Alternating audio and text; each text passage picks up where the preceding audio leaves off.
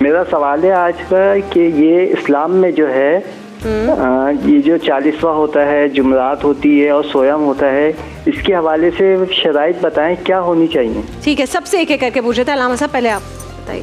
دیکھیے پہلے تو وہ سوال جو ابھی آپ نے کیا تھا دعا کی قبولیت کے حوالے سے، ابھی جو آخری روایت مفتی صاحب نے بیان کی نا، سب سے اہم ترین روایت ہے یہ. اور میرا خیال ہے جس طرح سے اللہ تبارک و تعالیٰ نے قرآن کریم میں اعلان کیا ہے کہ ان اللہ و ملائکتہ یصلون علی النبی یا ایھا الذین آمنوا صلوا علیہ وسلموا تسلیما، تو یہ جو خود حکم ہے کہ میں اور میرے فرشتے اپنے نبی پر درود بھیجتے ہیں، تم بھی یہ کام کرو. تو رسول اللہ سے جب پوچھا گیا تو کیسے کریں، تو فرمایا مجھے اور میری آل کو اپنی دعاؤں میں یاد رکھو، یعنی درود بھیجو. اور وہ کیسے؟ اللہم صلی علی محمد وعلی آل محمد یا وعلی محمد یا درود ابراہیمی.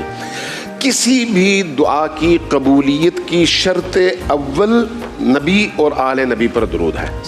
اگر کوئی شخص درود بھیجتا ہے تو میں ایک روایت آپ کو سنا دوں، روایت بڑی ہی عجیب ہے. میں جب اس روایت کو سنتا ہوں تو واقعی میرے اندر ایک عجیب کیفیت پیدا ہوتی ہے. رسول اللہ صلی اللہ علیہ وآلہ وسلم کی روایت ہے، فرمایا کہ من صلی علیہ، جس نے مجھ پر درود بھیجا، صلی اللہ علیہ وملائکتہ، اللہ اس پر درود بھیجتا ہے اور اللہ کے سارے ملائکہ اس پر درود بھیجتے ہیں.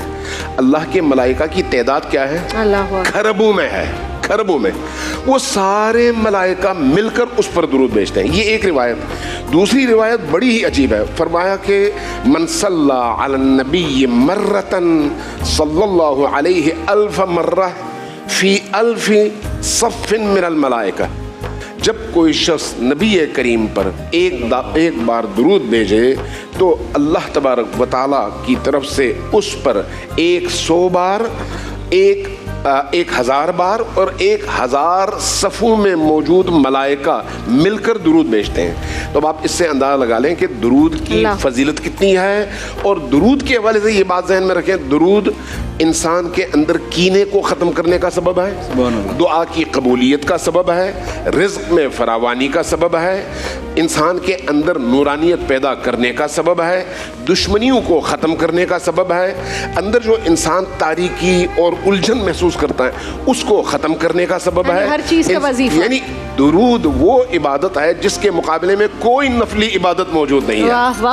ایسی عبادت جو سکون ملتا ہے جسم کو، تو اس لیے درود کے حوالے سے ہمیشہ اس بات کو ذہن نشین کر لیں. جہاں تک ان کے سوال کا تعلق، بالکل میں مختصراً عرض کروں، یہ جو تیسرا 7واں 10واں 40واں یہ رسمیں ہیں. ان رسموں میں اصل ہدف کیا ہے؟ اس مرحوم کے لیے ایصال ثواب ہے، اس کی نیت سے غریب کو کھانا کھلانا، اس کے ایصال کی نیت سے قرآن پڑھنا، اس کے ایصال ثواب کی نیت سے کسی محتاج اور ضرورت مند کی مدد کرنا. ضروری نہیں ہے کہ وہ 40ویں کو کریں، آپ کریں اچھا ہے، لیکن روز کریں.